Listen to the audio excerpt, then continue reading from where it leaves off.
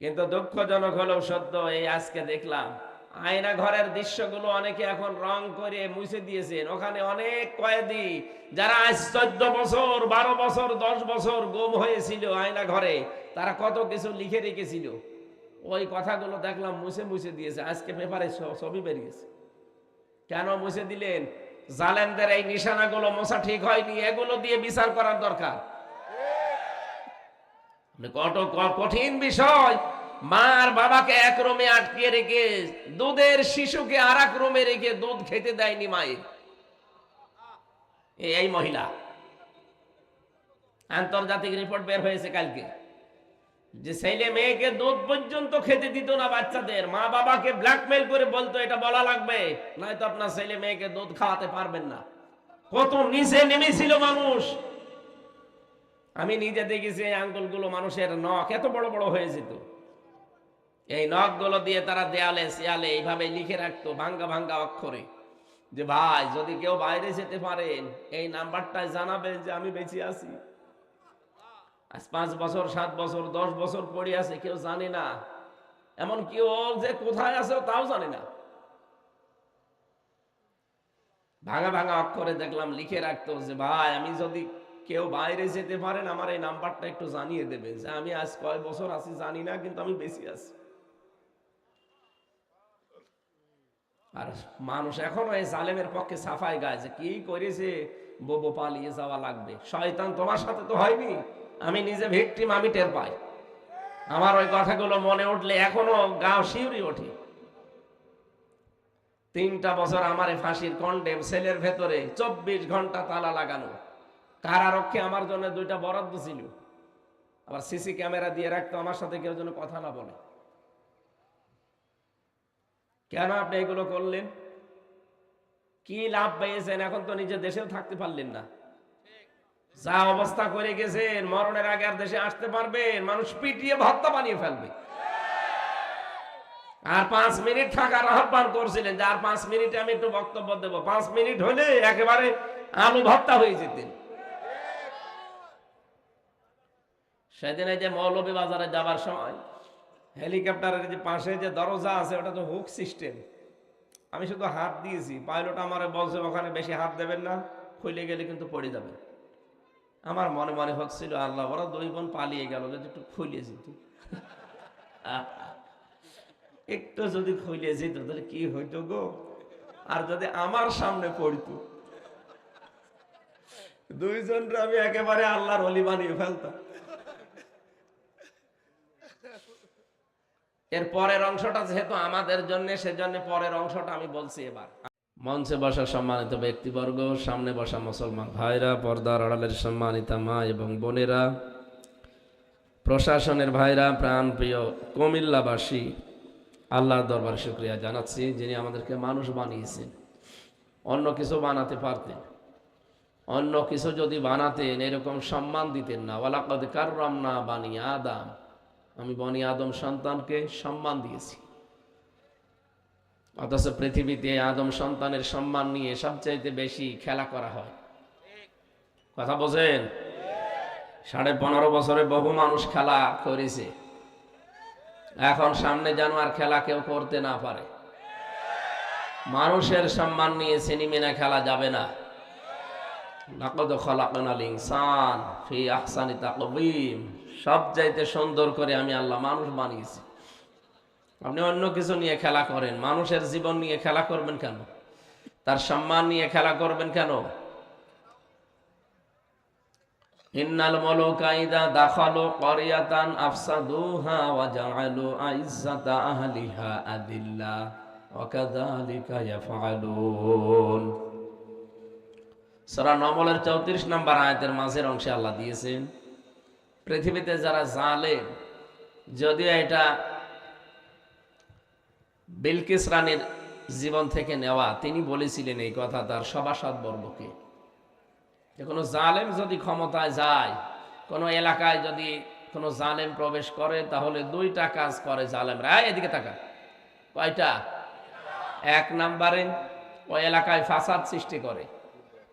আপনি দেখেন 5 তারিখের পর থেকে যাই হোক ছিল, এতদিন তো জালেমদের আন্ডারে ছিল। 5 তারিখের পর থেকে অনেকে ফাসাদ সৃষ্টি করা বন্ধ করেন। ফাসাদ কাকে বলে? যে জায়গাটা নির্মল আছে, নিশ্চুপ আছে, শান্ত আছে, সেই জায়গাটাকে অশান্ত করার জন্য যারা চেষ্টা চালায় তারাই ফাসাদকারী। ওয়াইযা কিলা লাহুম লা তুফসিদু ফিল আরদ ক্বালু ইন্নামা নাহনু মুসলিহুন। আল্লাহ বলেন ওদেরকে যখন বলা হয় যে ফাসাদ সৃষ্টি করো না, বিশৃঙ্খলা করো না দুনিয়ায়, ওরা বলে আমরাই তো শান্তি স্থাপনকারী। এটা মুনাফিকদের কথা। কাদের? 5 তারিখের পর থেকে আমরা যারা দেখতে পাচ্ছি এই দেশে বিশৃঙ্খলা করার জন্য কত রকমের নিয়ম তৈরি হয়ে গেল। জালেমরা তো করেছে, এই পাশাপাশি মুনাফিকরাও চালাচ্ছে কাজ। একটা শান্ত জায়গা অশান্ত করার জন্য। এতদিন যাই ছিল, হঠাৎ করে আপনি চাঁদাবাজি আরম্ভ করলেন কোন কারণে?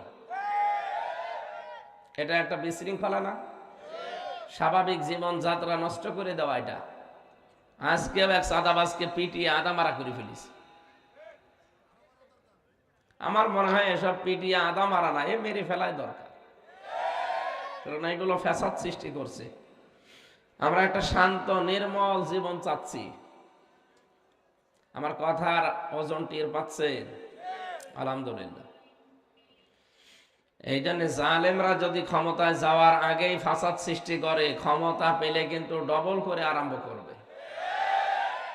রানী বিলকিস এটা জানিয়েছিল তার সভাসদ বর্গদেরকে যে সুলাইমান নবী আসতেছে। ও মনে করেছে সুলাইমান নবী মনে হয় এরকম জালেম। যেখানে জালেম যদি এলাকায় প্রবেশ করে, প্রথমেই তারা ফাসাদ সৃষ্টি করতে থাকে, একটার পর একটা। তাসবির দানা সিঁড়ি দিলে যেভাবে পড়তে থাকে ওরা তাই করে, একটা শেষ হতে হতে আর একটা আরম্ভ করে। 2 নম্বরে অজাআলু ইজ্জাত আহলিহা আদিল্লাহ, ওই দেশে যারা সম্মানিত মানুষ তাদেরকে তারা অসম্মান করে। আমরা এটা সেই 53.5 বছর ধরেই দেখছি। সম্মানিত মানুষদেরকে যারা ক্ষমতা চায় তারা আগে অপমান করার জন্য চেষ্টা চালায়। সর্বজন বিদিত এই দেশে, আলেমদের ভেতরেও সাধারণ মানুষের ভেতরেও। মাওলানা দেলাওয়ার হোসাইন সাইদি রহমতুল্লাহ আলাইহি বলেন তো, এই লোকটাকে সবাই কম বেশি ভালোবাসে না? তা আপনারা করলেন কি? 13টা বছর তার জীবন থেকে নষ্ট করে দিলেন। যে ঘরটার ভেতরে থাকতো, আমার পাশের একটা দেওয়াল ছিল মাঝখানে, শুধু পাশের জেলখানায় উনি ছিল 1 নম্বরে, আমি ছিলাম 4 নম্বরে। কিভাবে রাখতেন তাকে! জালেমদের রাগ ছিল এত বেশি, কারণ ওদেরকে যা বলে দিত দাদারা, ওরা তাই করত। ওনাকে মেরেও ফেলা হয়েছে দাদাদের হুকুমে। ওনাকে মেরে ফেলা হয়েছে দাদাদের হুকুমে, এটা এখন প্রমাণ পাওয়া যাচ্ছে। এই জন্য আমরা বলতে চাচ্ছি, কোন জালেম যদি সামনে এসে এই সমস্ত কাজগুলো করে, তখন আর দল মত দেখা যাবে না। প্রতিহত করার জন্য চেষ্টা চালাবেন, নয়তো আপনাদের জীবনে এরকম করুণ পরিণতি নেমে আসবে, কিছুই করার থাকবে না। রজব মাস চলছে, এটা বিশ্বনবীকে এই মাসে আল্লাহ নিজের গবেষণাগারে নিয়ে গিয়েছিলেন। 27টা বছর একাধারে নিজে হাতে কলমে তাকে শিখিয়েছেন, 14টা বিষয় শিখিয়েছিলেন। সামনে যেহেতু একটা কল্যাণময় রাষ্ট্র নবীকে দিয়ে গঠন করাবেন, একটা শান্ত নির্মল কল্যাণময় রাষ্ট্র তৈরি করতে কি কি কর্মসূচি হাতে নেওয়া লাগে, এগুলো আল্লাহ তাকে 27 বছর ধরে ধরে শিখিয়েছিলেন। আমরা এই দেশে যারা গবেষণা করি, যারা পিএইচডি করি, এমফিল করি, 2 বছর আর 5 বছর, খুব মিলে 7 বছর লাগে। গবেষণা করতে কয় বছর লাগে বলেন তো? মাত্র 7 বছর। একটা বিষয়ের উপরে আপনাকে ডক্টরেট ডিগ্রি দিয়ে দেবে। অথচ মুহাম্মদ রাসূলুল্লাহকে আল্লাহ নিজে শিক্ষক হয়ে 27 বছর মাত্র 14টা জিনিস শিখিয়েছেন। যে 14টা কাজ যদি আপনি অ্যাপ্লাই করতে পারেন, ব্যক্তি, পরিবার, সমাজ এবং রাষ্ট্রের ভেতরে তারা যদি মেনে নেয়, আমি আল্লাহ গ্যারান্টি দিলাম ওটা কল্যাণময় রাষ্ট্র গঠন হয়ে যাবে। এখন যারা দায়িত্বে আছেন, ডক্টর মোহাম্মদ ইউনূস সহ, আমরা চাই আপনারাও কোরআনে কারিম পড়েন। সূরা বানী ইসরাঈলের 23 থেকে 38, এই 16টা আয়াতে 14টা বিষয় করা আছে। এগুলো আমাদের ব্যক্তি, পরিবার, সমাজ এবং রাষ্ট্র এবং আন্তর্জাতিক মহলে যতটুকু পারেন অ্যাপ্লাই করেন, তাহলে এই দেশটা দাঁড়িয়ে যাবে। যদিও জালেমরা বিশাল ঋণের বোঝা আমাদের দিয়ে গেছে। উনি যাওয়ার সময় যে 14টা ব্রিফকেস নিয়ে গেল, সব তো মাটি ভরা ছিল। কি ছিল? সবগুলো নিয়ে চলে গেছে। তারপরও আমরা দাঁড়িয়ে যাব, কারণ আমাদের এই দেশের মানব সম্পদ যারা আমরা আছি, মানুষ না, আমরা সম্পদে পরিণত হব। এদেশে এই কয়েকদিন আগে আমি যাচ্ছিলাম আপনাদের এই জেলার উপর দিয়ে, পাইলট আমারে বলছিল হেলিকপ্টারে যে এই যে বিশাল বিশাল জায়গাগুলো দেখতে পাচ্ছেন, যারা পালিয়ে গেল এরা যদি টাকা পয়সাগুলো বাইরের দেশে পাচার না করি, যদি এই দেশে কর্মসংস্থান তৈরি করে দিত, 36 লাখ যুবক এখন বেকার। কত? এই মানুষগুলোর কর্মসংস্থান তৈরি হয়ে গেলে এরা চুরি, ডাকাতি, ছিনতাই, চাঁদাবাজি এগুলো করতো না। মানুষের পেটে যখন খাবার না থাকে তখনই ও থাবা দেয়। এরা তো টাকা সব পাচার করে হয় সাহেব পাড়া নয় বেগম পাড়া বানিয়েছে। আমার কুষ্টিয়ার মাহবুবুল আলম হানিফ, ওর জীবনে আজকে 21 মিনিট ধরে একটা ডকুমেন্টারি দেখলাম। কি করেছে লোকটা! 15 বছর আগেও মাছ বিক্রি করতো, আর 15 বছরে কত হাজার হাজার কোটি টাকার মালিক, শুধু হাসিনার বিয়াই হওয়ার কারণে। সব ভিডিও আকারে দেখাচ্ছে সাংবাদিকরা। এতদিন প্রচার করেননি, বলে করবো কি করে। এখন সুযোগ পেয়েছে, কানাডায় কি বাড়ি বানিয়েছে। ও যদি কিয়ামত পর্যন্ত হায়াত পায় আর যদি বৈধ উপায় করে, ওই বাড়ি বানানো ওর দ্বারা সম্ভব না। সব আমাদের টাকা। কুষ্টিয়া জেলার টয়লেট থেকেও টাকা নিত। ওই যে পৌরসভার যে টয়লেট আছে না, ওখানে যারা টয়লেট করতে যাবে 5 টাকা দিয়ে, 2 টাকা দিয়ে, পোষাবে 2 টাকা, পায়খানায় 5 টাকা, ওখান থেকেও টাকার ভাগ নিত। এই টাকা দিয়ে গড়েছিল বিশাল সাম্রাজ্য। আগেই ছেলে মেয়ে আর বউকে পাঠিয়ে দিয়েছে, পরে এই যে পালিয়েছে। আমি মালয়েশিয়া গিয়েছিলাম কয়েকদিন আগে, দেখি এখানে সাহেব পাড়া আছে। ওই শয়তানরা তো আর সাহেব পাড়ায় থাকে না, থাকে সব হোটেলে। যেই হোটেলে উঠে নিচে নেমে দেখি 2 শয়তান বসে চা খায়। কি গো এখানে? হুজুর আমরা আগে পালিয়েছি। দিনকাল ভালো না বুঝতে পারছিলাম, এই জন্য আগেই পালিয়েছি। কেন সাহেব পাড়ায় থাকবেন না? না, ওখানে থেকে মায়ের খাবো। এদেশেও বাঙালি আছে, ওখানে তালা মারা সব। যদি দেখে যে বাড়িতে আমরা আছি, পিটিয়ে ভর্তা মানিয়ে ফেলবে। কি করলেন আপনি? টাকাগুলো যদি দেশে কাজে লাগাতেন, এভাবে পালানো লাগতো না। আর এই মানুষগুলোকে বাইরে যে অনেকে ঝাড় দেয়, রাস্তা ঝাড়ু দেয়, টয়লেট পরিষ্কার করে, বাংলাদেশ থেকে যারা বাইরের দেশে যায়, বহু মানুষকে আমি দেখেছি। এরকম কাজ বাইরে যে করা লাগতো না, নিজের দেশে অন্তত সম্মানজনক একটা কর্মজীবন তৈরি হতো। তারপরও শয়তানরা যখন সব নিয়ে গেছে, এখনো যা আছে আমাদের 18 কোটি মানুষের 36 কোটি হাত আছে। এই হাতগুলোকে আজ আমরা কর্মের হাত বানাবো, তাহলে এই জনসংখ্যা জনসম্পদে পরিণত হবে ইনশাআল্লাহ। ফালাকাদ কাররামনা বানি আদম, মানুষকে আল্লাহ বলেন আমি সম্মান দিয়েছি। সুতরাং মানুষের সম্মান নিয়ে সিনেমিনি খেলা যাবে? আরো জোরে বলেন। এদের সম্মান দেওয়া লাগবে। সম্মানিত মানুষদেরকে যারা সম্মান দিতে চান না, আল্লাহ উল্টা করে তাদেরকে ওই বিপদে ফেলে। এই যে কুমিল্লা জেলা না এটা, এর পাশের জেলা চাঁদপুর, ওখানে আল্লাহর এক মহিলা ওলি ছিল, বলতো ফিটনেস বিহীন বিএনপি, লাইসেন্স বিহীন জামাত। কি দীপুমণি? আমি এই যে মামলার হাজিরা দিতে যাই, তো ওই আল্লাহর ওলির সাথে দেখা হয়।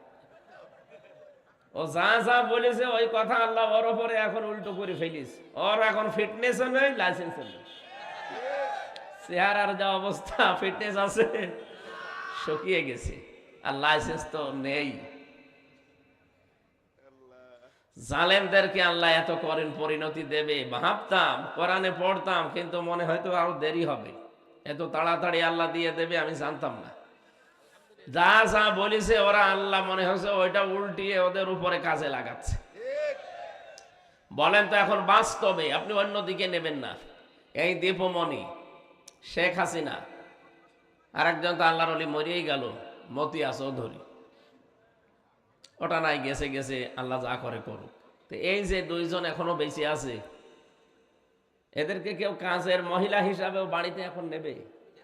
যে বলে যে ভাই এটা একটু নেন, কাজ করে খাবে, তাও নেবে না। কারণ চেহারার ফিটনেসও নেই, লাইসেন্সও নেই। সেই মানুষগুলো, কত জীবন নষ্ট করার পেছনে কারণ এরা আপনি জানেন? শিক্ষা ব্যবস্থায় বসেছিল এই মহিলা, শিক্ষা তাকে ধ্বংস করে ফেলেছে। এরপরে যে শয়তান হাতে নিয়েছিল ওটা আবার আরেক শয়তান, ইসকনের সদস্য মহিবুল হাসান। কি কথা বলছে না কেন? নওফেল নাকি যেন নাম, চট্টগ্রামে, আপনাদের এই বিভাগে বাড়ি। জীবনটা শেষ করে দিয়েছে আমাদের বাচ্চাদের। ক্লাস 8-এর বই পড়াছি তো। একটা বাবা যদি শিক্ষক হয়, তার মেয়েকে যদি পড়ায় ক্লাস 8-এ, জীবনেও পড়াতে পারবে না, এমন এমন কিছু ওরা দিয়েছিল। নাউজুবিল্লাহি মিন যালিক। আল্লাহ আমাদের হাতে ধরে বাঁচিয়েছে। সুতরাং আমরা মানুষের সম্মান দেব, আমাদেরকে নাই আল্লাহ ওই করুণ পরিণতি আবার দেবে। ফাতিলকা বুয়ুতুহুম খাবিয়াতাম বিমা যালামু, সূরা নমলের 52 নম্বর আয়াতে আছে। আল্লাহ বলেন এই সেই ঘরগুলো, এই সেই ঘরগুলো, খাবিয়াতাম বিমা যালামু, জালেমদের জুলুমের কারণে এগুলো আমি জনশূন্য করে দিয়েছি, পরিত্যক্ত বানিয়ে দিয়েছি। এ পর্যন্ত আল্লাহ বলে শেষ করে দেয়নি, পরেরটা আবার আমাদের জন্য। আপনারা আছেন তো? আয়াতটা যে কত বাস্তব। কুষ্টিয়ার হানিফের বাড়ি, ইনোর বাড়ির দিকে তাকান। ওদের বাড়ি ঘরগুলো শুধু মানুষ ভেঙেই দেয়নি, পোড়াটা এখন জাতীয় টয়লেট হয়ে গেছে। মানুষজন দেখি 4-5 জন করে যায়, কেউ এদিকে কেউ এদিকে কেউ এদিকে কেউ এদিকে, মনে হচ্ছে যে জামাতবদ্ধ টয়লেট চলছে। এমনি আল্লাহ এগুলো করেনি। এই বাড়িগুলোতে বসে বসে ওরা দুর্বিসন্ধি করতো, কাকে সকাল বেলা বিপদে ফেলবো। কি বেশি বললাম আমি? ওখানে বসে বসে জুলুমের দুর্বিসন্ধি হতো, যে কাকে বিপদে ফেলবো সকালে বিনা কারণে। এরকম একটা মানুষকে ধরিয়ে দিত। কিছু জানে না লোকটা, ঘরে ঘুমিয়ে আছে, ঘুম থেকে উঠে দেখছে থানার হাজতে। কি গো এখানে কি? বলছে তুই গাছ কেটেছিস। কখন? স্বপ্নে। এটা কুমিল্লায় ছিল না?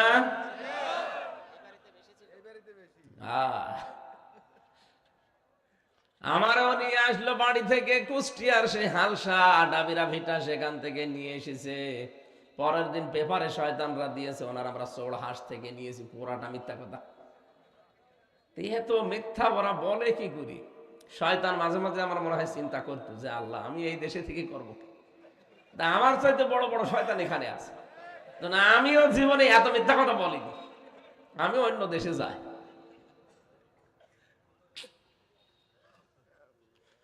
পোড়াটা উল্টিয়ে এখন দেখেন আল্লাহ ওদের ঘাড়ের উপরে ফেলিছে। এই যে পাশের জেলা ব্রাহ্মণবাড়িয়া, আনিসুল হক আইনের চেয়ারে বসে সারা জীবন বেআইনি কাজ করত। আলেমদের নামে কত জঙ্গি মামলা দিয়ে তাদের জীবনটা নষ্ট করে দিয়েছে এই শয়তান। আল্লাহ এখন দেখেন কত নিকৃষ্ট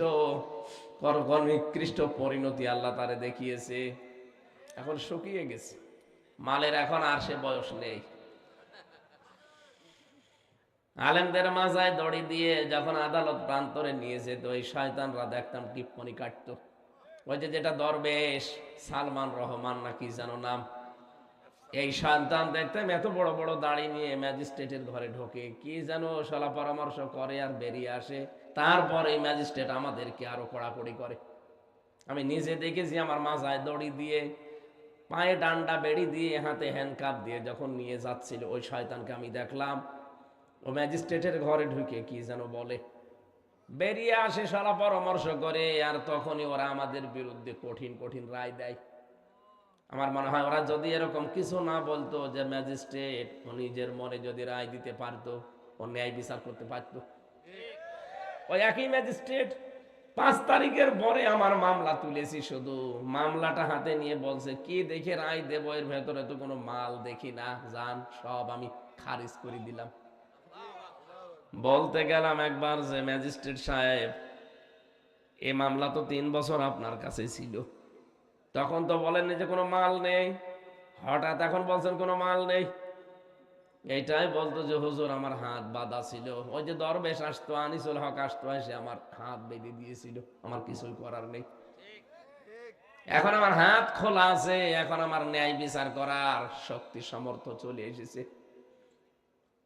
এর প্রমাণ আমি নিজে জেলখানায় পেয়েছিলাম। যে ম্যাজিস্ট্রেট আমারে 164 নিয়েছিল বানিয়ে বানিয়ে, নিজে নিজে উল্টাপাল্টা লিখেছে দেশের বিরুদ্ধে, আকিস গ্রুপের বিরুদ্ধে, জামাত ইসলামের বিরুদ্ধে, শিবিরের বিরুদ্ধে লিখে আমারে সই করতে বলেছে। বললাম কি এটা? বলছে আপনি কালকে বেরিয়ে যাবেন। অথচ ওর ভেতরে সব দেশ বিরোধী কথা ছিল। 13টা পয়েন্টে ওরা লিখে লিখে আমারে সই করে, আমি তো বুঝতাম না 164 কি, লিখে নিয়ে আমারে বলছে যান নিচে আপনার মেয়েরা এসেছে, কান্নাকাটি করছে, আপনার বাবা মা এসেছে, আপনি চলে যাবেন। ও যে এত বড় ধোঁকাবাজি করবে আমি তো টের পাইনি। পরে শুনলাম যে 164 ওইটা সব ওরা নিজেরা বানিয়ে লিখে আমার নামে চালিয়েছে, আমার সইটা নিয়ে। পরবর্তীতে জেলখানায় যেয়ে দেখি কয়েকদিন পরে ওই শয়তান ম্যাজিস্ট্রেট ধরতেছে, কি এখানে কি? হুজুর আমার বউ আমার যৌতুকের মামলা দিয়েছে। ঠিক করিস?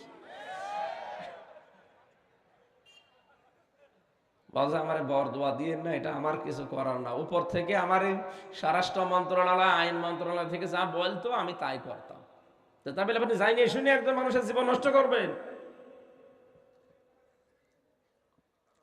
এই যে এই ছিল দেশের বিচার ব্যবস্থা।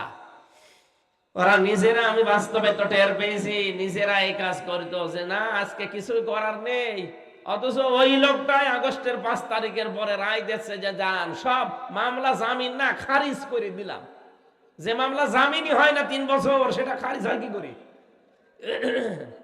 তার মানে হাত বাঁধা ছিল, হাত খুলে গেছে। আমরা চাই এই দেশে 1628টা চেয়ার আছে, এই চেয়ার না, 1628টা চেয়ার আছে, প্রতিটি চেয়ারের হাত যেন এভাবে আবু সাইদের মতো খোলা থাকে।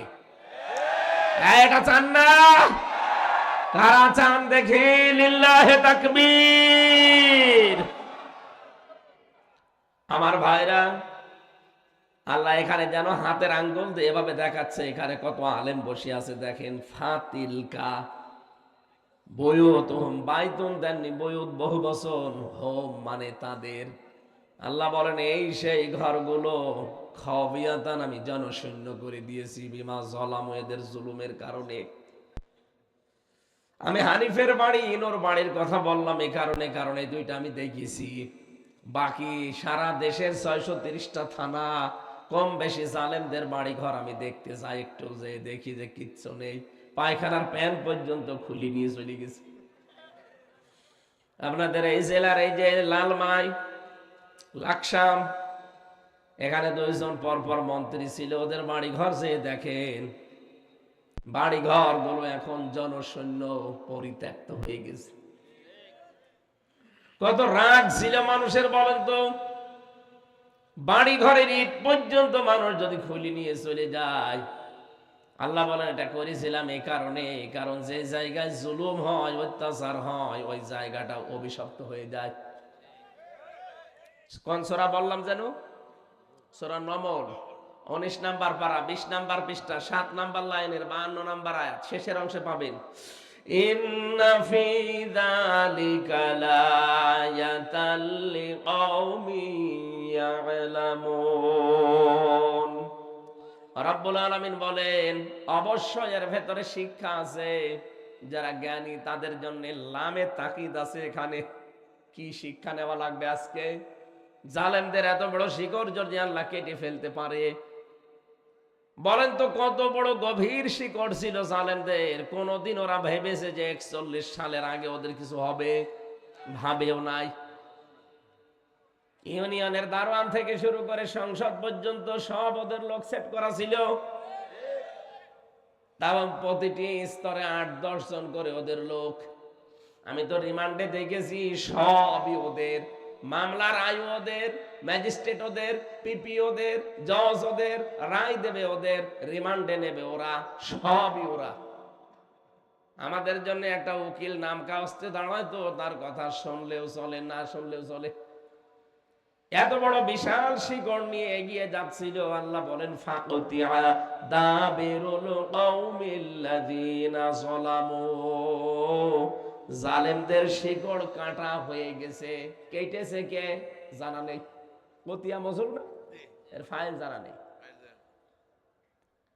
সারা বাংলাদেশে জালেমদের এই বাড়ি ঘর প্রতিষ্ঠান, এদের অফিস আদালত যে সব মাটির সাথে মিশে গেল। কে করেছে আপনি একটা ধরেন যে এইটা লোক, না, ফাইল জানা নেই। হানিফের বাড়ি যে মাটির সাথে মিশে গেল, এত বড় বাড়ি, ওর ভাইয়ের বাড়ি 8 তলা 10 তলা, ওর বাড়ি 4 তলা। কে করেছে আজ পর্যন্ত কোনো খবর নেই, কারণ ফাইল জানা নেই।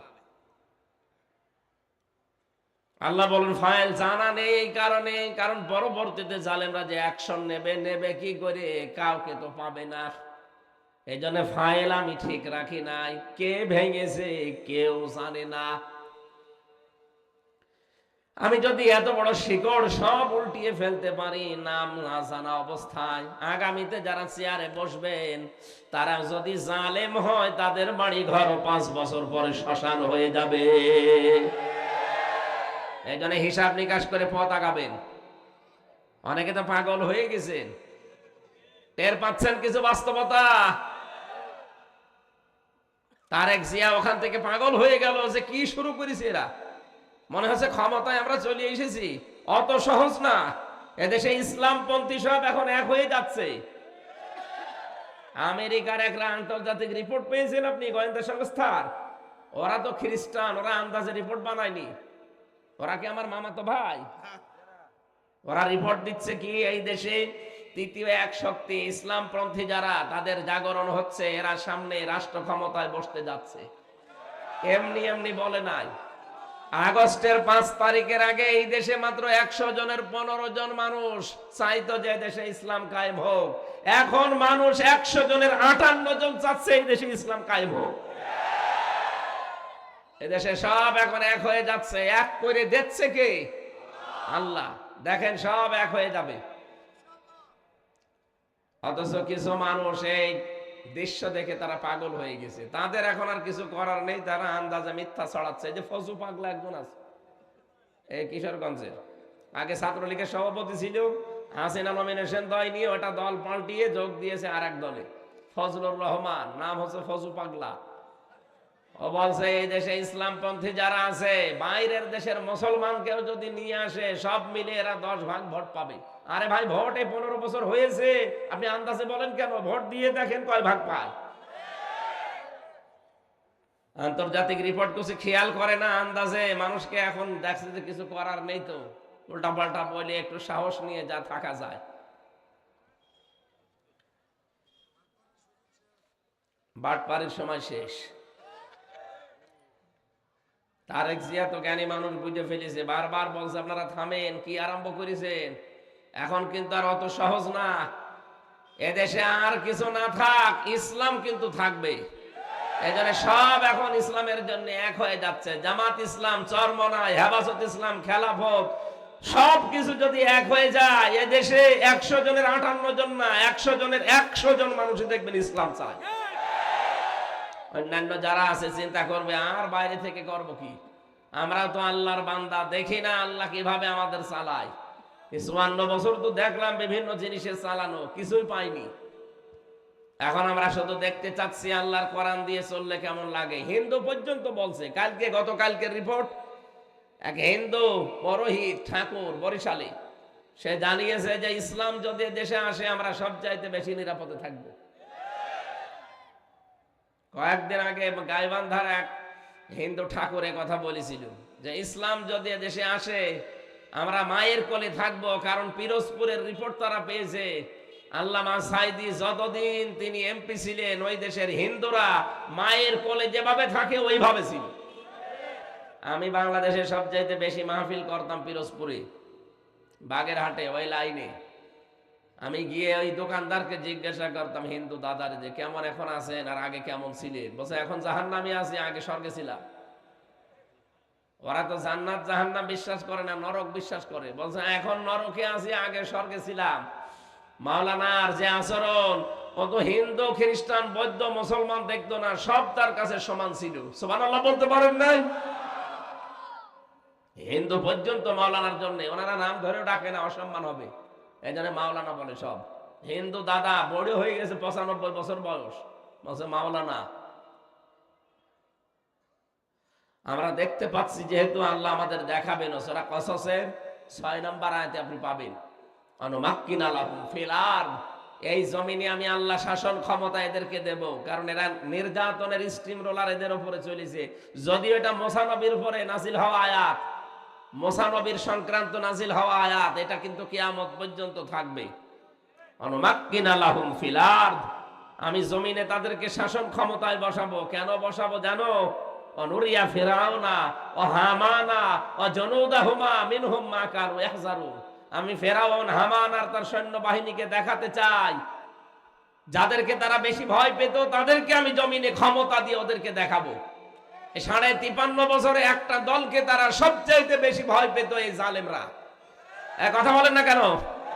আল্লাহ যেন এখন হাতে করে তাদেরকে জমিনের শাসন ক্ষমতা দিয়ে দেখাতে চাচ্ছেন। আর কোরআনের কথা 100 ভাগ সত্য হবে, আল্লাহ দেখাবে।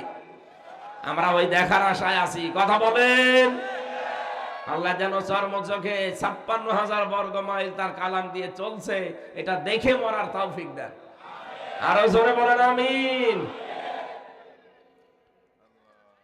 এই জন্য মানুষকে সম্মান দিয়া শিখতে হবে, যেহেতু সম্মানিত জাত আমরা, সম্মানিত সৃষ্টি আমরা। দরুদ আর সালাম পাঠ করি, কোরআনে কারীম থেকে তেলাওয়াতকৃত আয়াতের উপরে বেসিস করে কথা বলবো। তাফসীরুল কোরআন মাহফিল লিখে দিয়েছেন আপনারা। অসুস্থ অবস্থায় আছে, আমি এখনো আসার সময় বড়ি খেয়ে আসলাম, গা ঘামতেছে এই কারণে, 2-3 দিন জ্বর তো। সূরা বাকারা থেকে 200 এবং 201 এই দুইটা আয়াত পড়েছি, সামনে রাখবো। কোরআন আর হাদিস দিয়ে বাস্তবতার সাথে মিলিয়ে আমরা এই আয়াত থেকে তাফসীর আকারে কথা শুনতে চাই। আছেন তো আপনারা? আছেন না? জবান খুলে তেলাওয়াত করেন। আউযু বিল্লাহি মিনাশ শাইতানির রাজিম, বিসমিল্লাহির রহমানির রহিম।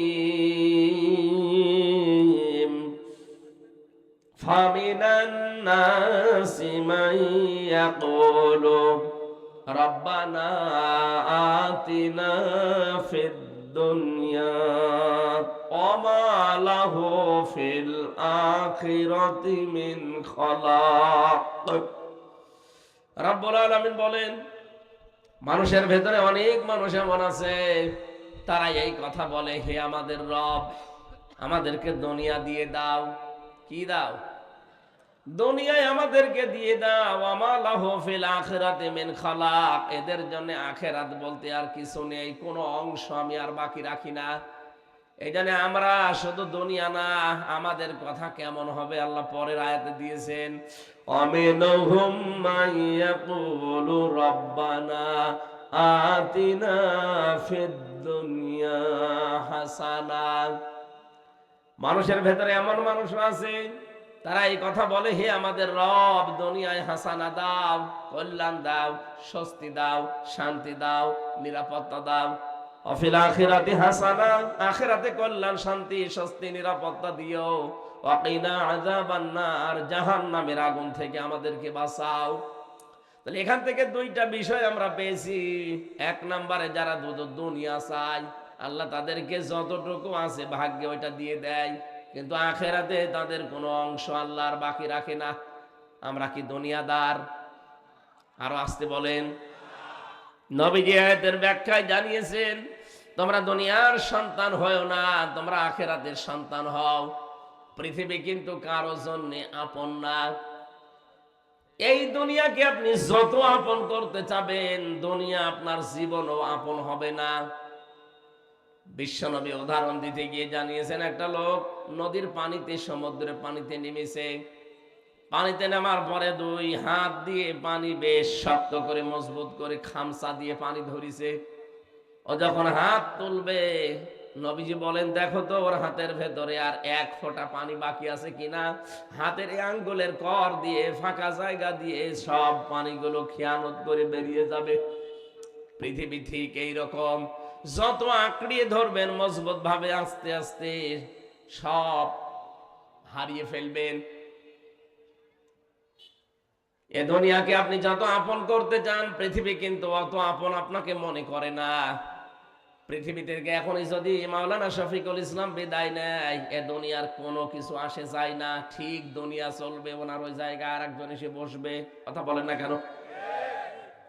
এজন্য পৃথিবী আমাদের কারো জন্য আপন না। আমাদের আপন একটা জায়গা আছে, বিশাল জীবন পড়ে আছে আমাদের হাতায়। বলে দুনিয়া কিছু দরকার নেই তা না, দুনিয়াতে যতটুকু লাগবে আপনি ওই পরিমাণে নিয়ে সন্তুষ্ট থাকবেন।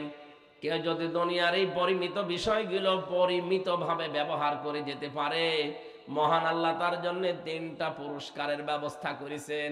দুনিয়া লাগবে না তা না, লাগবে, কিন্তু যতটুকু দরকার ততটুকু। আমার এই জামার হাতাটা তাকান, যতটুকু আছে ঠিক আছে না? কথা বলে না কেন? এখন যদি এটা আমি এই পর্যন্ত দেই, মানুষ আমারে বলবে পাগল। এটা যদি আবার এই পর্যন্ত দেই, মানুষ বলবে পাগল। কিন্তু এটা যতটুকু আছে এইটা ঠিক আছে। পৃথিবীতে আমরা যারা চলছি ঠিক এইভাবে চলা লাগবে, যে যতটুকু দরকার ততটুকু, বেশিও না কমও দরকার নেই। পৃথিবীর এই জমিনটা যেহেতু এইরকম, আপনি যদি পরিমিত ভাবে ব্যবহার করতে পারেন, সূরা আলে ইমরানের 14 নম্বর আয়াতে দলিলটা পাবেন। আল্লাহ কয়েকটা জিনিসের নাম দিয়ে বলেছেন এগুলো মানুষের কাছে আকর্ষণীয়।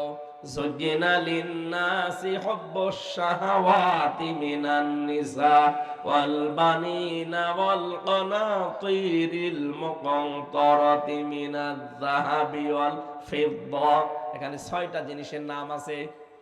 এই 6টা জিনিসের প্রতি আসক্তি, ভালোবাসা, মহব্বত আমি আল্লাহ তৈরি করে দিয়েছি। পৃথিবীতে এই 6টা জিনিস মানুষ চায় বেশি, এদের প্রতি আকর্ষণ বেশি। কিন্তু এই বিষয়গুলোকে যদি পরিমিত ভাবে কন্ট্রোল করে মানুষ ব্যবহার করে যেতে পারে, লিল্লাযীনা তাকাউ ইনদা রাব্বিহিম জান্নাত, এই মানুষগুলোর জন্য আমি আল্লাহ 3টা পুরস্কারের ঘোষণা দিলাম। তারা রবকে ভয় করে যদি এগুলোর ব্যবহার করতে পারে, তাদের 1 নাম্বার পুরস্কার দেব আমি আল্লাহ জান্নাত। তাজরি মিন তাহতিহাল আনহার, যার তলদেশ দিয়ে নদী আর নহর প্রবাহমান থাকবে। যেহেতু দুনিয়ায় টাটকা বিষয়গুলো পরিমিত ভাবে ব্যবহার করেছে, ও জানতো যে এগুলো মন মতো ব্যবহার করা যায়, কিন্তু না, একটা নির্দিষ্ট সীমানা আছে। স্ত্রীকে আমারও মনে চাই সুন্দর করে সাজিয়ে মানুষকে দেখায়, আপনার চাইতে আমার বউ সুন্দরী কম না। রিমান্ডে আমার স্ত্রীর ওই ইসের ছবিটা ছিল, বিয়ের দিনের একটা ছবি ছিল, ওর ভেতরে শয়তানরা মোবাইলটা নিয়েছিল যেহেতু আগেই, রিমান্ডে ওইটা দেখে আমারে বলছে, হুজুর মানুষ আর মোবাইলের ভেতরে পূর্ণিমার ছবি। কই? এই তো। কিসের পূর্ণিমা? এটা আমার ম্যাডাম। হুজুর এত সুন্দর বউ পেয়েছে কি করে? দাঁড়ান আপনার বউ তুলে নিয়ে আসবো। এইভাবে বলছিল। ওরা আমার 11 ঘন্টা টাঙিয়ে রেখেছিল মাথায় দড়ি দিয়ে। সর্বশেষ আমাদেরকে বলেছে যে যেগুলো লিখে দিলাম এগুলো ম্যাজিস্ট্রেটের কাছে যে বলবেন। না, এই মিথ্যা কথা আমি বলতে পারবো না। তখন ওই মোবাইল দেখিয়ে বলছে যে মাটির নিচে তো কিছু তো জানি না, 4 ওয়াক্ত নামাজ আমি পড়তেও পারি না, ইশারায় পড়েছি, কয়টা যে বাজে আমি তাও জানতাম না। বলছে এই যে পূর্ণিমার ছবি মোবাইলে। আমি বললাম এটা আমার বউ। বলছে দাঁড়ান আমি এই বউ এবার তুলে নিয়ে আনবো। তখন বললাম যে যা ভাল লাগে করে, কি করব বলেন তো? অসহায় না কেউ আছে আমার আশেপাশে? সব ওই জালেমরা। আমার ভাইরা,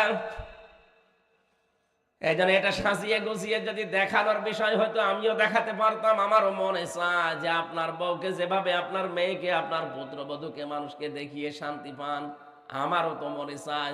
না, নিষেধ কার? আরো জোরে বলেন। এই দেশের ধনী মানুষ যারা, দেখি অধিকাংশ ধনী মানুষদের এ জামা দামি হয় 60, মোবাইল দামি হয়, ঘড়ি দামি হয়, গাড়ি দামি হয়, বাড়ি দামি হয়, শুধু বউ আর মেয়ে কম দামি হয়।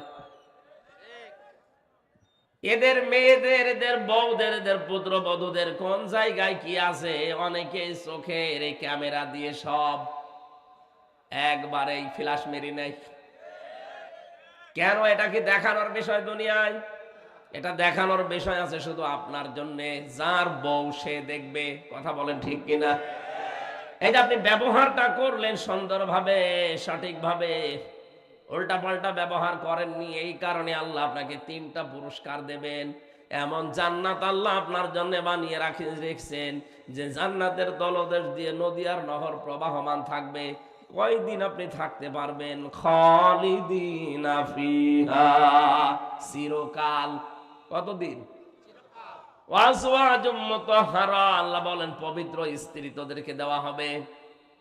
এই মুতাহহারা শব্দের ব্যাখ্যায় আমি পড়েছি পৃথিবীতে যত সুন্দরী মহিলা হোক 100 ভাগ পবিত্র কোন মহিলা আছে? আসতে বলেন। ওপরে ফিটফাট দেখতে কি হবে, ভেতরে সদরঘাট। তার হাতে কানে নাকে মুখে শরীরের বিভিন্ন জায়গায় ময়লা ভরা। আল্লাহ বলেন এমন আছো আজ, এমন স্ত্রী আমি বানিয়ে রেখেছি তোদের জন্য। ওই রকম স্ত্রী যদি পৃথিবীতে একবার মুখ বের করে থুতু নিক্ষেপ করে, তামাম দুনিয়ার পানি সব মিষ্টি হয়ে যাবে। কোনদিন ওই মেয়েটা, ওই হুর, ওই স্ত্রী তোর উপরে রাগ করবে না। এখানে যত বড় আলেম হোক, স্বামী স্ত্রীর ভেতরে কোনোদিন ঠোকাঠুকি হয়নি এমন মানুষ পাবেন?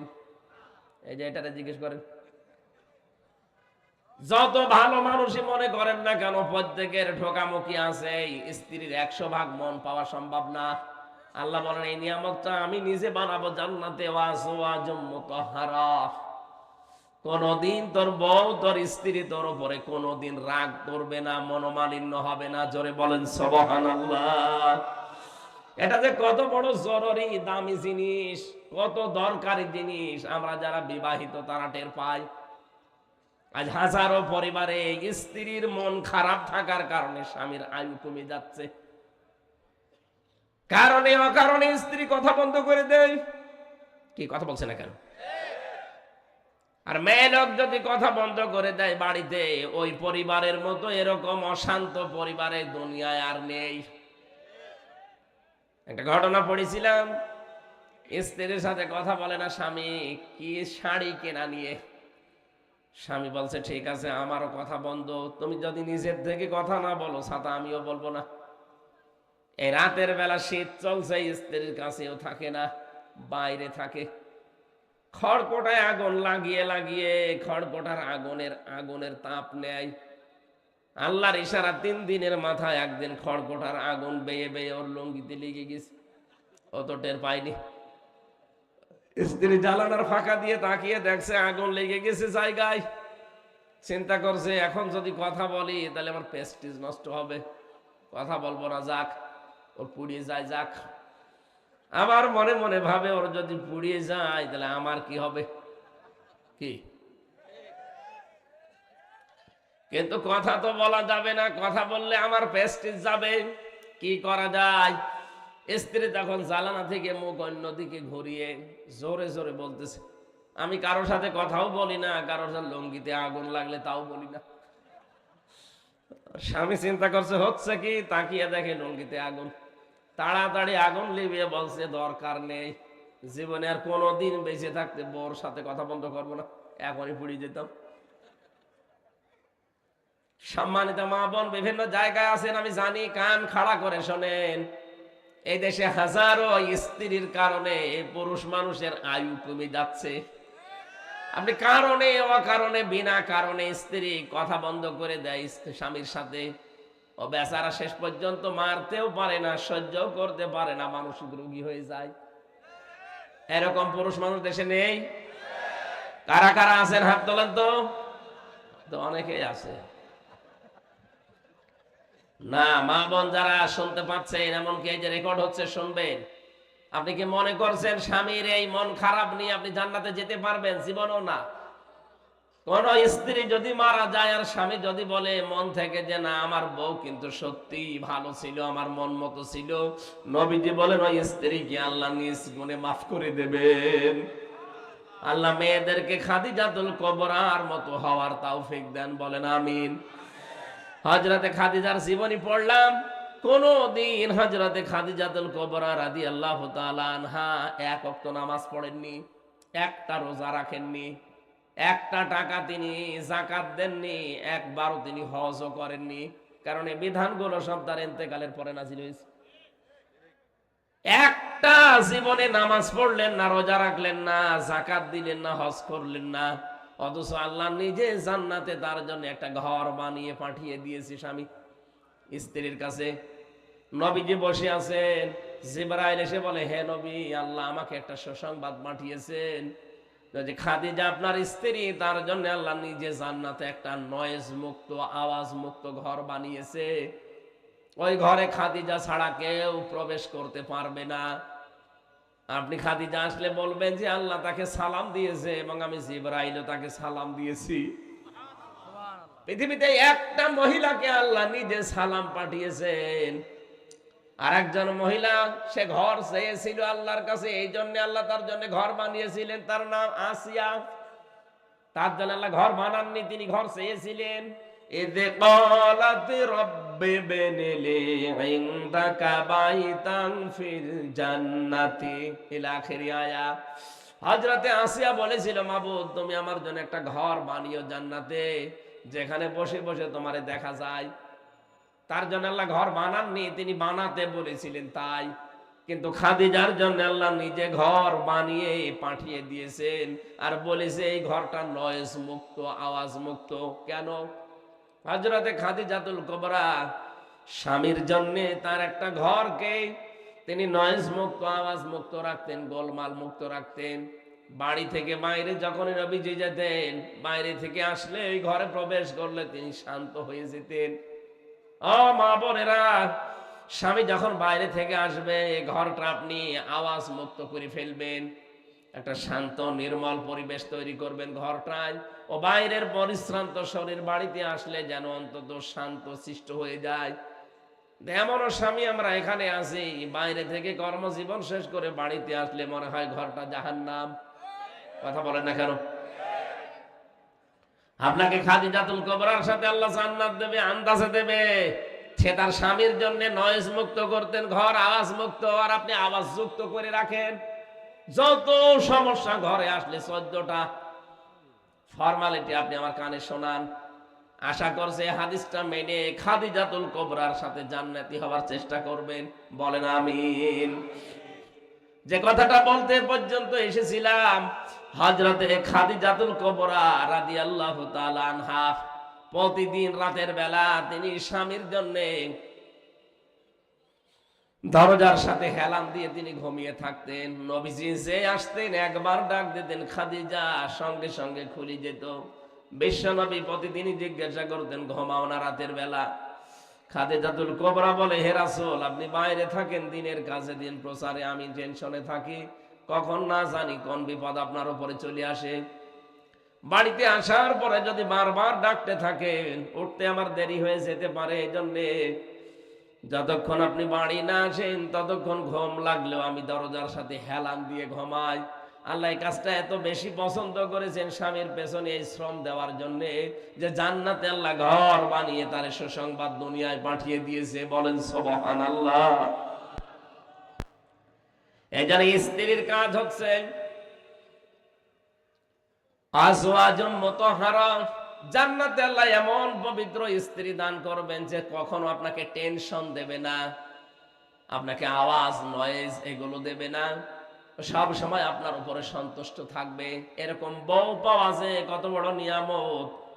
ওয়ারিদওয়ানুম মিনাল্লাহ, সবচাইতে বড় বিষয় আমার আল্লাহ নিজে তার সন্তুষ্টি প্রকাশ করবেন। বলেন সুবহানাল্লাহ। আমি শফিক সাহেবের বাড়িতে গেলাম, মেহমান হিসাবে উনি আমারে নিলেন। বাড়িতে যে সালাম দেওয়ার পরে বসিয়েছে, উনি যদি আমার উপরে রাজি খুশি না থাকে, ঠিক আছে এসেছে আর করব কি, খাবারের থালা প্লেট নিয়ে বলছে খা নে, আমার খুব ভালো লাগবে। আরে মেহমান হিসাবে আল্লাহ তোমাকে নিয়েছে, খাবারও দেবে, যদি ওই রকম নিয়ে খা এরকম না বলে মাছের কলিজা দিয়ে নিজের কুদরতি হাতে তুলে তুলে আপনাকে খাওয়ায়, আর বলে মেহমানেরা আজকে থেকে আমি তোমাদের ওপরে খুব বেশি খুশি হয়ে গেলাম। তখন মেহমান খেয়ে থাক না খেয়ে থাক এমনিতেই পেট ভরে যাবে। আল্লাহ বলেন জান্নাতে তো নিয়ামত এমন ভাবে রেখেছি যে জান্নাতের নিয়ামতে কোনোদিন ওর কোনো আফসোস থাকবে না। ওয়ালাকুম ফিহা মা তাশতাহি আনফুসুকুম ওয়ালাকুম ফিহা মা তাদউন নুজুলাম মিন গফুরির রহিম। আমি জান্নাতটা এমন ভাবে বানিয়েছি যে চাওয়ার আগে জিনিস পাওয়া যাবে। মনের ভেতরে কামনা বাসনা যা আসবে চাইতে দেরি, চাওয়াও লাগবে না, কামনা আসলে ওটা জান্নাতে পাওয়া যাবে। এটা আমরা 100 ভাগ বিশ্বাস করি। তো করি? তাহলে দুনিয়ার এই বিষয়গুলো পরিমিত করা লাগবে। ব্যবহার করবেন ঠিক, কিন্তু পরিমিত করা লাগবে। একেবারে ছেড়ে দিলে আপনি তো চলতে পারবেন না। রাব্বুল আলামিন বলেন, বহু মানুষ এমন আছে তারা দুনিয়াকে বলে আমারে দিয়ে দাও, কিন্তু আমি আখেরাতে তাদের জন্য একটা অংশও বাকি রাখি না, কারণ তারা আখেরাত চায় না। কিন্তু আমার মুমিন বান্দা বান্দী যারা, এই মানুষগুলো দুনিয়া চায়, আখেরাতও চায়, আর জাহান্নাম থেকে বাঁচতে চায়। এখন দুনিয়ায় আমরা যারা হাসানা চাই, কল্যাণ চাই, এখানে যারা হাজী সাহেব আছে, প্রত্যেকটা হাজী দেখবেন রুকনে ইয়ামিনী থেকে হজরে আসওয়াদ, এই জায়গাটা পার হওয়ার সময় আল্লাহর কাছে বলে, রব্বানা আতিনা ফিদ দুনিয়া হাসানা, হে আল্লাহ দুনিয়ায় হাসানা দাও। দুনিয়ায় আমরা যারা এতদিন এই দোয়া করেছি, আমি নিজেও তো প্রতিদিন এই দোয়া করতে আছি যে দুনিয়ায় হাসানা দাও, এখানে আমরা করি না। এক কথা বলেন না কেন? যারা এই দোয়া করেন যে আল্লাহ দুনিয়ায় হাসানা দাও, দুনিয়ার হাসানা কি? দুনিয়ার হাসানা আমি পেয়েছি 16টা। কেউ যদি দুনিয়ার হাসানা পেতে চায় তাহলে কয়টা জিনিস পাওয়া লাগবে? আরো জোরে বলেন। আপনি দেখেন তো পেয়েছেন কিনা। এতদিন ধরে দোয়া করছেন যে দুনিয়ায় হাসানা দাও, তো দুনিয়ার হাসানা কি? দুনিয়ার হাসানায় 16 নম্বর, 16টা জিনিস পাবেন। 10টা জিনিস দুনিয়ার হাসানা, আর আখিরাতের হাসানা 5টা। ওয়াকিনা আযাবান নার, জাহান্নাম থেকে বাঁচার উপায় একটা। 10, 5 আর 1 সব মিলে কত? আরো জোরে। এই দোয়াটা সে জন্মের পর থেকে করছি আমরা এতদিন, আজও করছি, কিন্তু আসলে পেয়েছি কিনা দোয়ার যে কথাগুলো বলা হয়? এবার মিলাবেন আপনার দোয়া কত দূর কবুল হয়েছে। 1 নম্বরে দুনিয়ার হাসানা হচ্ছে কোরআনে কারিম পাওয়া। এখন প্রশ্ন আসতে পারে, কোরআন তো পেয়েছি না, কেউ যদি কোরআন পায় তাহলে তার 4টা জিনিস পাওয়া লাগবে। আপনারা কি চলে যাবেন নাকি? আছেন তো? এটা আছে সূরা বাকারার 221 নম্বর আয়াতে, আল্লাযীনা আতাইনাহুমুল কিতাবা ইয়াতলুনাহু হাক্কা তিলাওয়াতি উলাইকা ইউমিনুনা বিহি ওয়া মান ইয়াকফুর বিহি ফাউলাইকা হুমুল খাসিরুন। বলেন আল্লাহু আকবার। আল্লাহ বলেন, আমি যাদেরকে কিতাব দিয়েছি, যারা আমার কিতাব পেয়েছে, এই মানুষগুলো তার হক আদায় করে তেলাওয়াত করে। হক আদায়ের বিষয়ে আমি 4টা বিষয় দেখেছি তাফসিরে। 1 নম্বরে শুদ্ধ করে পড়া, 2 নম্বর ওটা বোঝা, 3 নম্বরে নিজের প্র্যাকটিক্যাল জীবনে ওটা আমল করা, কাজ করা অনুযায়ী, 4 নম্বর ওটা যেন মানুষ মানতে পারে সেই ব্যবস্থা করে দেওয়া। এখানে আমরা যারা আছি হয়তো কোরআন শুদ্ধ করে পড়তে পারি, 1 নাম্বার পেলাম। 2 নম্বরে হয়তো আমরা বুঝি কম বেশি, 3 নম্বরে আমার প্র্যাকটিক্যাল লাইফে কম বেশি আমরা মানতে পারি। 4 নম্বর এটা আমি মানুষকে মানাতে চাই, এইটাই আমরা অনেকে নেই। হ্যাঁ, কথা বলছেন না কেন? এটা আমি মানুষকে মানাতে চাই, এরকম পরিবেশ তৈরি করা লাগবে না? একামতে দিনের দায়িত্ব যারা পালন করে তারা তো এইটাই চায় যে আমি শুধু নিজে মানবো না, আমি মানুষকে মানাতে চাই। আমি যেমন নিজে দুর্নীতি করি না, আমি করতেও দেব না। কথা বলুন। আমির জামাত ডক্টর শফিকুর রহমান হাফিজাহুল্লাহ উনি এই ঘোষণায় দিয়েছেন যে আগামীতে যদি ইসলাম এদেশে আসে, চাঁদাবাজি চলবে না। চাঁদাবাজি নিজেরা করি না, কাউকে করতেও দেব না। আমরা তো কোরআনের হক আদায় করতে চাই। কারণ রব্বানা আতিনা ফিদ দুনিয়া হাসানা, দুনিয়ায় হাসানা দাও বলেই আমি শেষ করে দিতে চাই না। আমি দুনিয়ার হাসানা চাই। দুনিয়ার হাসানা যদি পেতে চায় তাহলে নিজে মানলে হবে না, এটা যেন মানুষ মানতে পারে সেই ব্যবস্থা করে দেওয়া লাগবে। আর এইটা আজ করতে চাই, এই জন্য অনেক জালেম, অনেক মুনাফিক আমাদেরকে ধর্ম ব্যবসায়ী বলছে। বলে এরা ধর্ম ব্যবসায়ী হয়ে গেছে। কোরআনের রাজনীতি নাকি তারা খুঁজে পায় না, অথচ আপনি যারা আলেম আছে জিজ্ঞাসা করেন 918 জায়গায় রাজনীতি কোরআন দিয়ে করা লাগবে, আমি নিজে পেয়েছি। যারা আরো বড় বড় আলেম আছে তারা আরো বেশি পাবে হয়তো। আমি নিজে 903 জায়গায় পেয়েছিলাম, পরবর্তীতে আরো খোঁজ করে দেখি 918 জায়গায় আছে। যেই লোকটাই ফতোয়া দিল যে কোরআনের রাজনীতি নেই, ওই লোকটারে আমি মনে হয় সূরা ফাতিহা শুদ্ধ করে পড়তে পারবে না। দুনিয়ার হাসানা পেতে হলে অবশ্যই আপনাকে 4টা জিনিস মাস্ট বি পাওয়া লাগবে। শুদ্ধ করে পড়বেন। 2 নম্বরে নিজে বুঝবেন কয়জন শুদ্ধ করে পড়তে পারে, এখানে কয়জন বোঝে, নিজে কয়জন ব্যক্তিগত জীবন থেকে আন্তর্জাতিক জীবন মানতে পারে কয়জন। 4 নাম্বারটা তো আরো কঠিন, যেটা আমি মানুষকে মানাতে চাই, সেই পরিবেশ তৈরি করে দিতে চাই। এমন পরিবেশ তৈরি করব শিক্ষা ব্যবস্থায়, চিকিৎসা ব্যবস্থায়, যে আন্দাজে ঔষধ লিখবে না ডাক্তারেরা। অনেকে বিভিন্ন জায়গার হাল হাদিয়া তৌফা পেয়ে এমন এমন ঔষধ লেখে, ঔষধে কাজ তো হয় না, রোগ আরো বাড়ে। এটা এমনি না, কারণ ওই যে ঔষধ কোম্পানির লোক এসে ওরে আগেই বিভিন্ন জিনিস হাদিয়া তৌফা দিয়ে গেছে, বলে যে স্যার এই ঔষধটা লিখবেন, ও কাজ হয় হোক না হয় না হোক, আগে থেকে তো গাড়ি পেয়ে গেছে। এরকম ডাক্তার দেশে নেই? কথা বলেন না কেন? ডাক্তার যদি শাহিন জব্দারের মতো ডাক্তার বানাতে পারতেন এই দেশে, ডাক্তার মতিয়ার রহমানের মতো ডাক্তার বানাতে পারতেন, আপনি সারা দুনিয়া দিয়ে দিলেও জীবনও আপনার মন মতো ঔষধ সে লিখবে না। রাজশাহীর ডাক্তার ফাতেমা সিদ্দিকার মতো ডাক্তার বানান, সারা বাংলাদেশ লিখে দেবেন, তারপরও আপনি উল্টা পাল্টা ঔষধ লিখবে না। অথচ কত ডাক্তারের দেখি সব বেতন দরজা দিয়ে দেওয়া থাকে, আগে থেকে সব পেয়ে যায়, এই জন্য এমন ঔষধ লেখে রোগী বাঁচানোর তাগিদার মরে যায়। এই জন্য সব বিভাগগুলো মুক্ত করা লাগবে, যেন মানুষ এখানে আল্লাহর বিধান মানতে পারে, সেই ব্যবস্থা আমি করতে চাই। আর আমার যতটুকু বিশ্বাস, একামতে দিনের দায়িত্ব যারা এদেশে পালন করে তারা এইটাই চায়, যে আমি নিজে মানবো তা না, আমি মানুষকে মানাবো। কথা বলেন ঠিক কিনা? এটা যদি আপনার কাছে রাজনীতি মনে হয়, হ্যাঁ এটা আমার রাজনীতি। আমি কোরআন নিজে পড়বো শুদ্ধ করে, আমি বসবো, আমি নিজে মানবো, আমি মানুষকে মানাবো। বলেন, এটা মানুষকে মানাতে গিয়ে যদি ঝামেলা হয়, হ্যাঁ আমার ঝামেলা হবে।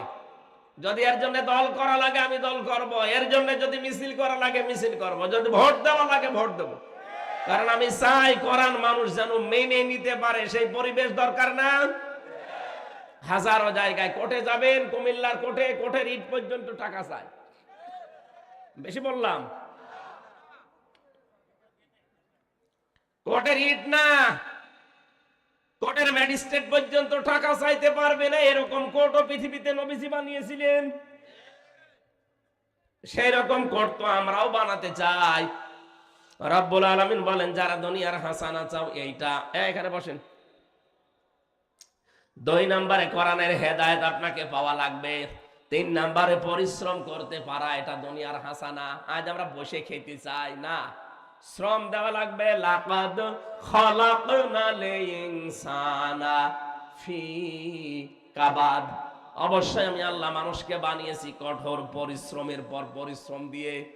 আপনার বাবার স্ফলিঙ্গ দিয়ে যখন এই দ্রুত গতিতে বীর্যটা বের হয়ে যায়, বিজ্ঞান এখন কম্পিউটারে দেখতে পাচ্ছে 1 ফোঁটা নাপাক পানির ভেতরে 40,000 আমির হামজা তৈরি হওয়ার ক্ষমতা আছে ওই 1 ফোঁটা নাপাক পানির ভেতরে। ফালিয়ানজুরিল ইনসানু মিম্মা খুলিকা মিম্মা ইন দাফিক ইয়াখরুজু মিন বাইনিস সুলবি ওয়াত তারাইব। এই 1 ফোঁটা নাপাক পানি যখন বাবার স্ফলিঙ্গ দিয়ে মায়ের রেহেমের ভেতরে পড়তে থাকে, এই জরায়ু থেকে এই দেওয়াল ধাক্কা দিতে দিতে যায়, একেবারে যেই ফিকরারিম মাকিন যেটা আছে ওখানে যাওয়ার আগে অনেকে হয়তো পড়ে যায় দেওয়ালের সাথে ধাক্কা লেগে। আল্লাহ বলেন, আমি তোকে এই যে কঠোর পরিশ্রম দিয়ে এখান থেকে নিয়ে একেবারে জায়গা মতো পৌঁছিয়ে দিলাম। কতগুলো তো পড়ে গেছে, আসতে পারে না পর্যন্ত।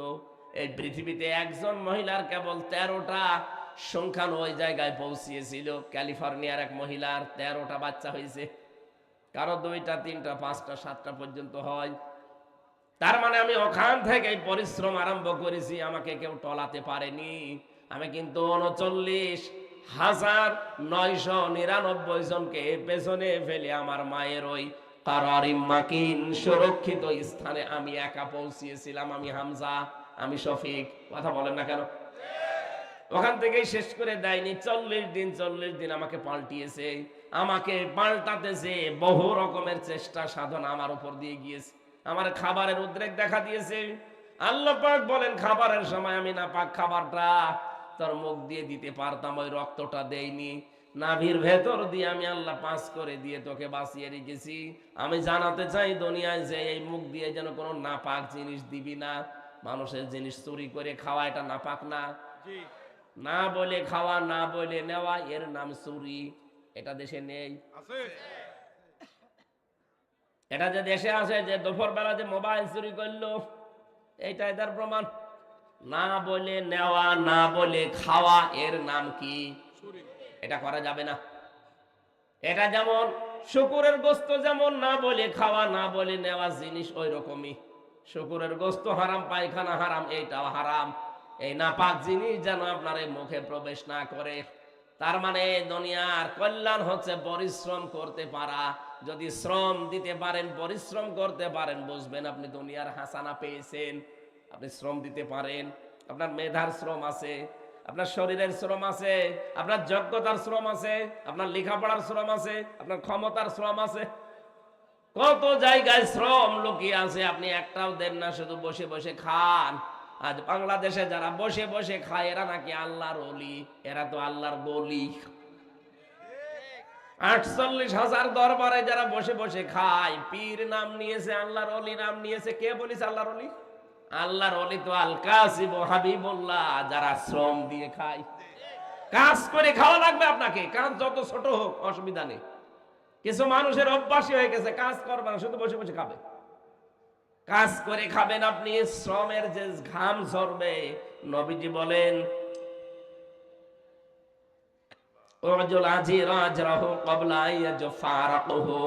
শ্রমিকের ঘাম শুকিয়ে যাওয়ার আগে তার টাকাটা হাতে ধরিয়ে দাও। এত মর্যাদা, এত মূল্য শ্রমিকের। এই জন্য আমরা শ্রম যদি দিতে পারি, আপনি বুঝবেন আপনি আল্লাহর হাসানা দুনিয়ায় পেয়েছেন। 4 নম্বরে দুনিয়ার নিরাপত্তা পাওয়া। পেয়েছি আমরা নিরাপত্তা। অমাং দাখলাহু কানা আমিনা। রাব্বুল আলামিন বলেন, যারা কাবার চত্বরে প্রবেশ করে তাদেরকে নিরাপত্তা দেন কে? এখানে শিক্ষা আছে। এদিকে তাকান, কাবার এই চত্বরটায় বিধান চলে আমার আল্লাহর। এখানে কোনো শিরিক নাই। কথা বলে না কেন? শিরিক নেই এখানে। এই জন্য আমার আল্লাহ জায়গাটা নিরাপত্তা দিয়েছেন। আমার বাংলাদেশ কি কাবা শরীফ? বলেন বলেন।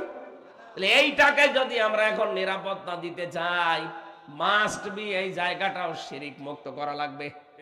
সুতরাং 56,000 বর্গ মাইল যদি আমরা শিরিক মুক্ত করতে পারি, এই দেশটাও আমার আল্লাহ নিরাপত্তা দিয়ে দেবেন। সূরা আনআম 7 নাম্বার পারা 17 নাম্বার পৃষ্ঠার প্রথম নাম্বার লাইনের 82 নাম্বার আয়াতের প্রথম অংশটা পাবেন। আল্লাযীনা আমানু ওয়া লাম ইয়ালবিসু ঈমানাহুম বিযুলমিন উলাইকা লাহুমুল আমনু ওয়া হুম মুহতাদুন। রাব্বুল আলামিন বলেন, যারা ঈমান আনে, ঈমানের সাথে এখানে জুলুম মানে শিরিক, তাফসিরে আছে জুলমিন আই শিরকিন, যারা নিজেদের ঈমানের সাথে শিরিক মিশ্রণ করবে না। শিরিক এখন কাকে বলে এটা আপনাকে আগে জানা লাগবে। আল্লাহ যেটা পারে ওইটা অন্য কেউ পারে, এই কথা বিশ্বাস করার নাম শিরিক। আর আসতে বলেন, বলেন তো এই দুনিয়া চালাতে পারে কে? আরো জোরে, আলা লাহুল খালকু ওয়াল আমরু। দুনিয়া বানিয়েছেন যিনি, হুকুমও চলবে।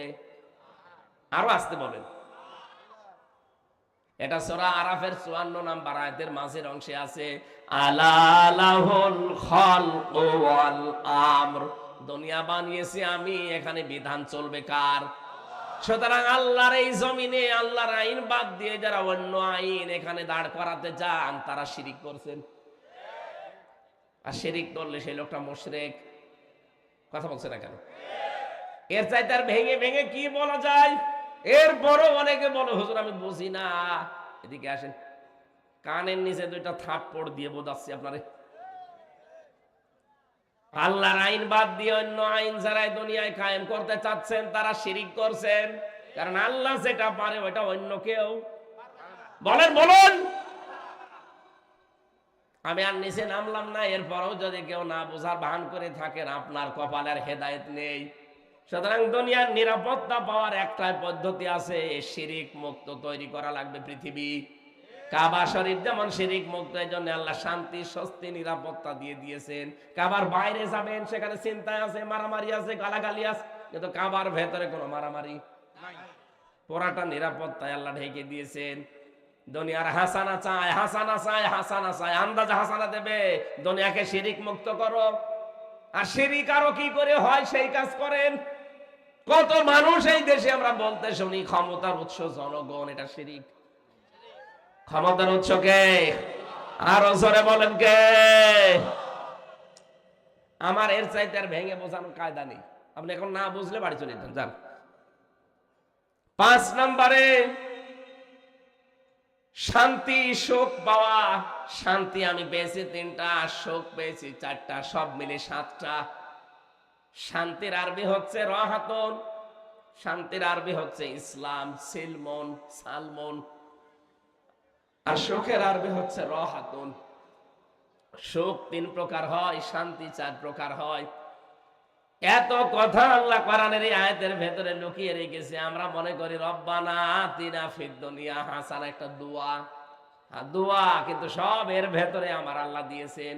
আমি তো এই দোয়াটা নিয়ে বিশ্লেষণ করে দেখেছি, দুনিয়া আখিরাতে যা আছে সব এই দোয়ার ভেতরে আছে।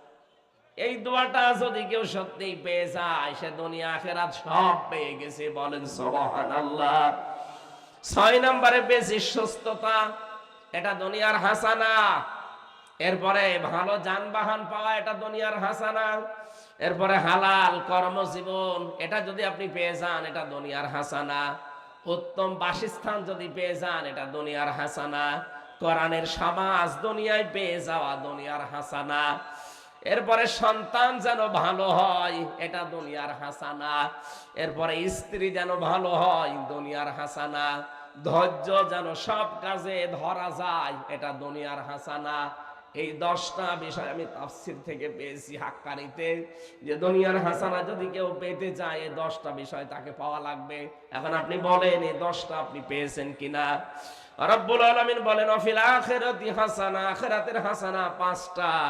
মরণ যেন ভালো হয়। ভালো মরণ ওইটা যেটা গলায় দড়ি দিয়ে হয়, বিষ খেয়ে হয়। কোনটা? শহীদের মরণ, শাহাদাতের মরণ যেটা, এটা দুনিয়ার হাসানা, আখিরাতের হাসানা। কবর যেন ভালো হয়, ভালো কবর ওইটা যেন পাকা করা হয়, যেটা যেটা মোজাইক পাথর দেওয়া হয়। হযরতে উসমানের মতো মানুষ পড়ে আছে, মাথার কাছে একটা পাথর দেওয়া মাত্র। আর বাংলাদেশে গরু ছাগল মরে যায়, কবর 2 তলা হয়। কে বলেছে আপনাকে কবর পাকা করা লাগবে? বঙ্গবন্ধুরে কবর পাকা করতে এর আশপাশে কত টাকা খরচ হয়েছে। জিয়াউর রহমানের কবর পাকা করতে কেন করা লাগবে? মাওলানা মতিউর রহমান নিজামী পড়ে নেই, মাওলানা দেলাওয়ার হোসেন সাইদি পড়ে নেই। কেন আপনার কবর এত সুন্দর করে পাকা করে মোজাইক পাথর দিয়ে এত বিউটিফাই করা লাগবে? দুনিয়ায় যদি কবর ভালো কবর ওইটা হতো যেটা পাকা কবর, তাহলে রাসূলুল্লাহর কবর কি করতো আপনি টের পাচ্ছেন? খালি তার লাশটা চুরি করার জন্য খ্রিস্টানরা, ইহুদিরা চেষ্টা করেছিল। এই জন্য বাদশাহ নুরউদ্দিন জঙ্গি রহমতুল্লাহ আলাইহি সীসা গলা প্রাচীর দিয়ে, একেবারে সীসা গলা প্রাচীর দিয়ে পাতাল পর্যন্ত ওটা কবরটাকে সংরক্ষণ করে দিয়েছে, কেউ যেন আর ভাঙতে না পারে। কিন্তু সাহাবীদের যতগুলো কবর আমি দেখেছি, হযরতে ফাতেমা, হযরতে ওসমান পড়ে আছে। এত বড় বড় জান্নাতি সাহাবী, কবর পাকা করা দূরের কথা, একটা মাত্র পাথর দেওয়া, বোঝাও যাচ্ছে না এটা কবর কিনা। এই জন্য ভালো কবর ওইটা, সেই কবর বোঝা যায় না। আল্লামা সাইদির কবরে যান, দেখেন পড়ে আছে একটা সাধারণ ভাবে। আখিরাতের হাসানা আপনি পাচ্ছেন না। এজন্য ওসিয়ত করে যাবেন যে আমার কবরের জন্য 10 লাখ টাকা বাজেট করার কোনো দরকার নেই, ওই টাকাগুলো গরিব মানুষের সংসার চালাতে দিয়ে দিও। 3 নম্বরে হাসর যেন ভালো হয়। ভালো হাসর হবে হামানের সাথে, কারুনের সাথে। ভালো হাসর হওয়ার জন্য ভালো মানুষ লাগবে। আলমার ও মামার হাব্বা, যার সাথে আপনার মহব্বত ছিল, কিয়ামতে আল্লাহ তার সাথে হাসর করাবে। মাওলানা শফিক সাহেবের সাথে আমার মহব্বত আছে, কিয়ামতের দিন আল্লাহ আমার হাসর করাবে ওনার মতো আলেমের সাথে। আর আপনার সম্পর্ক হচ্ছে বাহার মিয়ার সাথে। আপনার হাসরও হবে বাহারের সাথে। 4 নম্বরে হাউজে কাউসার যেন পাওয়া যায়। হাউজে কাউসার পাবে কারা? ফাসাল্লি লিরাব্বিকা ওয়ানহার, যারা দুনিয়ায় নামাজ আদায় করে আর কোরবানি করে, ত্যাগ তিতিক্ষা সহ্য করে ইসলামের জন্য। 5 নম্বরে নবীর সুপারিশ যেন পাওয়া যায়। নবীর সুপারিশ পাবে কারা?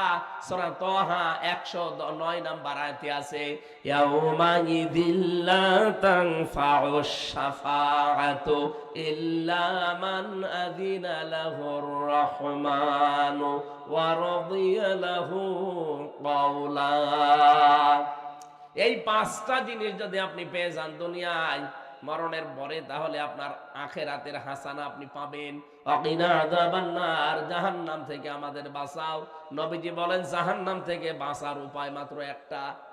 হাল আদুল্লুকুম আলা তিজারাতিন তুনজিকুম মিন আযাবিন আলীম, তোমাদেরকে এমন একটা ব্যবসার কথা বলবো যেটা করলে জাহান্নামের আগুনে যাওয়া লাগবে না। আল্লাহ রাসূলের উপর ঈমান আনার পর তাদের বিধানকে জমিনে কায়েমের জন্য জান আর মাল দিয়ে চেষ্টা করে যাওয়া। যালিকুম খায়রুল লাকুম ইন কুনতুম তা'লামুন, এইটাই উত্তম কাজ যদি তোমরা জানো। তাহলে জাহান্নাম থেকে বাঁচার উপায় একটা আছে, জান আর মাল দিয়ে জমিনে আল্লাহর বিধান কায়েমের জন্য চেষ্টা করা লাগবে। কয়টা বিষয় পেলাম আজকের আয়াতে? 16টা। কয়টা? আরো জোরে বলেন। দুনিয়ার হাসানা কয়টা? 10টা। দুনিয়ার হাসানা আরো জোরে। আপনি যে প্রতিদিন মোনাজাত করেন, রব্বানা আতিনা ফিদ দুনিয়া হাসানা, আল্লাহ দুনিয়ার হাসানা দাও, আপনি পেয়েছেন কিনা এবার বলেন। আমি যেগুলো মিলালাম কোরআন দিয়ে, আপনি পেয়েছেন এগুলো? না, পাননি। আপনি প্রথমটাই তো পাননি। কোরআন যে পাওয়া লাগবে, কোরআন পাওয়ার হক কয়টা? শুদ্ধ করে পড়া, নিজে বোঝা, নিজে আমল করা, আর মানুষ যেন মানতে পারে সেই ব্যবস্থা করার চেষ্টা করা। যারা আজ করে যাচ্ছে তারাই জালেমের টার্গেট ছিল। যতদিন পর্যন্ত আল্লামা শফি হেফাজতের সাবেক আমির কোরআন পড়েছে, বুঝেছে, নিজে আমল করেছে, কোনো শত্রু ছিল না। যখনই বলেছে না এটা আমি মানুষকে মানাতে চাই, তখনই তার নাম হয়ে গেছে তেতুল হুজুর। আল্লামা সাইদি যতদিন কোরআন পড়েছে, বুঝেছে, নিজে আমল করেছে, শত্রু ছিল না। যেই বলেছে না এটা আমি মানুষকে মানাতে চাই, তখনই তার বরাতে জেলখানা। এই কথা বলেন না কেন? আমাকেও তো ধরার পরে পড়েছিল জালেমরা, যে আপনাকে যা বলতে বলি এগুলো শুধু বলবেন। আপনাকে আমরা ওলামা লীগের সেক্রেটারি বানিয়ে দেব কুষ্টিয়া ভার্সিটির। না, আমার যেই লোকটা ধরেছিল আসাদুজ্জামান, কাউন্টার টেরোরিজমের এই শয়তান, এ আমারে বারবার চোখ বেঁধে নিয়েছে তোর ঘরে, পেছনে হাত বেঁধে চোখ বেঁধে নিয়ে গিয়ে বলতো আপনার এত ঝামেলা দরকার কি? সারাটা জীবন নষ্ট করবেন। আবার মানুষকে বলতো সার আশপাশে যারা থাকতো যে পিটান এরে, দেন এরে পিটান, উল্টো করে পিটান। আমার অফার দিত বারবার যে আপনাকে আমরা অফার দেই, কথা বলেন না কেন? বললাম চোখটা খুলে দিন দেখি আপনার চেহারাটা। মানুষ নামে একটা টাটকা শয়তান আমারে বারবার বলেছে আমরা কুষ্টিয়া ভার্সিটির আপনার ওলামা লীগের সভাপতি বানিয়ে দেব, সেক্রেটারি বানিয়ে দেব। শুধু যা বলতে বলি এগুলো বলবেন আদালতে, না মিথ্যা কথা বলা যাবে না। জামাত ইসলামের বিরুদ্ধে, শিবিরের বিরুদ্ধে, আকিস গ্রুপে আমি চাকরি করতাম, আকিসের বিরুদ্ধে বলবেন, তার মানে ওদের বিরুদ্ধে বলি ওদেরকে কালার করবে আর ওদের কাছ থেকে মাল খাবে। ইনকামের আন্দোলন করা ফরজ, বিরোধিতা করা কুফরি, আর চুপ থাকা মুনাফিকি। আল্লাহ আমাদের হেফাজত করুন। এই 16টা বিষয় যেন আমরা দুনিয়া আখিরাতে পাই। আল্লাহুম্মা আমিন। লা ইলাহা ইল্লা আনতা সুবহানাক ইন্নী কুনতু মিনাজ জালিমিন। রব্বানা আতিনা ফিদ দুনিয়া হাসানাহ ওয়া ফিল আখিরাতি হাসানাহ ওয়া কিনা আযাবান নার।